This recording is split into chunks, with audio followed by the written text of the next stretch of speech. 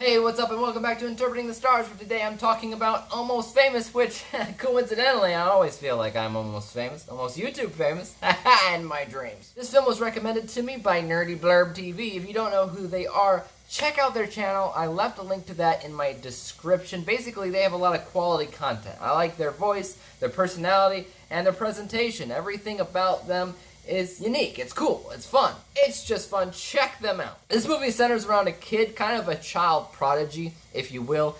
He doesn't feel like he fits in the world. He doesn't feel like he fits in with his own age group for obvious reasons, but he does get the opportunity to write for Rolling Stones magazine about an up-and-coming band called Stillwater when they invite him onto their tour bus touring around the country, or whatever the heck they're doing. And it's on that tour, it's on that adventure, if you will, where he learns life's many lessons. So I want to talk about some of the good things to be found in this movie, because there are quite a few things.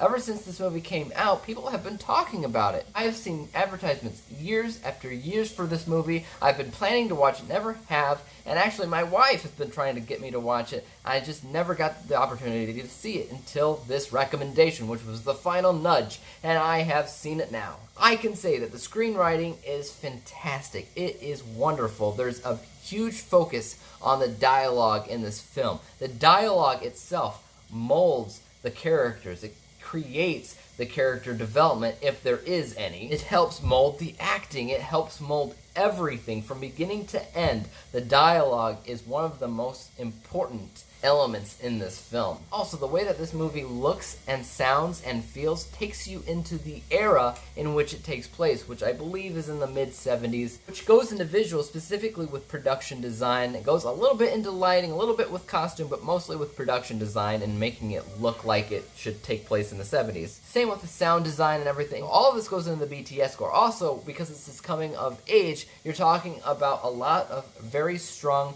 performances by all of these different people. They all feel like they were kind of born to play these roles, which is really, really impressive given the fact that the entire cast is famous people. Not just almost famous people, but famous people. I was consistently impressed with the performances in this movie. It really does make the movie feel like it is grounded in our history of film. That being said, I feel like I should come clean a little bit and confess the fact that I am not a huge fan of coming of age. I never have been. 90% of coming of age movies I kind of hate. There are a few select movies that I really love, like Stand By Me. Even Stephen King's It is kind of a coming-of-age film, and I like the way that they do that specifically. Why? Because they're actually trying to do something, right? There is a story goal, right? In Stand By Me, they're trying to find the dead body, and along the way, they learn life's lessons. In Stephen King's It, they're trying to find out the mystery that centers around Pennywise the clown and try to find out how to stop him before he stops them. And along the way, they learn life's lessons. That's the kind of coming-of-age film that I can really get behind. Most coming-of-age films, however, follow around people blindly as they find out life lessons. It feels more realistic in a way, sure. It allows for more character development, sure, but the story itself isn't there as much. In fact, I feel like when I watch these movies, I feel like the movie will never end because we'll just keep on experiencing life with them until the end of time. Almost Famous is like a hybrid of the things that I love about coming of age as well as the thing that I hate. It has a story goal. They are trying to do something specifically. He is trying to write an article for Rolling Stones, but that story is in the background. It's not focused on very much. It's like a conduit or an engine for the film to keep going. But once it's introduced in the first act, the whole second act completely ignores it until the third act where they bring it back. And a majority of the movie acts like the kind of coming-of-age film that I hate, in that it kind of just focuses on this life aimlessly as he learns lessons here and there. So just know that I do consider a hybrid of what I love and hate about these movies, and my score will reflect that. Also, speaking of coming-of-age films, when you're talking about the narrative specifically, you're looking at a main character that almost always changes, right? They come of age, so their resolve changes along the way. Not here. Our main character in this film remains steadfast in the resolve. They see the world the same from beginning to end, which makes you feel like if they don't change, then how do they come of age? As weird as it sounds, the only character in this movie that actually changes their resolve is the influence character. I won't tell you who it is. I will tell you, though, that it's not Kate Hudson, even though she seems to be the one in the very beginning of the movie. She's integral to the inciting incident, but she's also thrown in the background, even though she's the main face of the poster.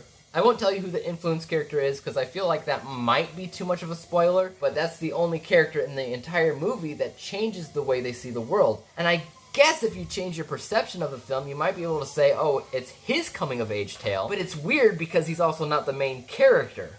I don't know. The main things that I have against this film really does come down to the fact that it's coming of age, and it feels a little bit like a conventional coming of age tale, and it doesn't feel super unique in the story goal that it does have. It doesn't feel like it's trying too terribly hard to be something else. But at the same time, like I said, it does have elements, specifically in behind the scenes, that make it feel unique, that make it feel like it's grounded in our history of film. So yes, it is split down the line of things that I love and things that I hate in film, and once again, my score is reflectant upon that. And what is my score? 58%, which granted is a lot lower than what most people would give it, but then again, it is coming of age, and I'm not a huge fan of it unless it follows a very specific path, in which most of them don't. And this one doesn't, but it is a lot better than most coming-of-age movies, so take that as you will. Guys, tell me what you thought of this movie in the comments down below, and as for YouTube, you know what to do. Subscribe to me, hit that like button, hit the bell to be notified when I come out with my next review, and until then, peace out!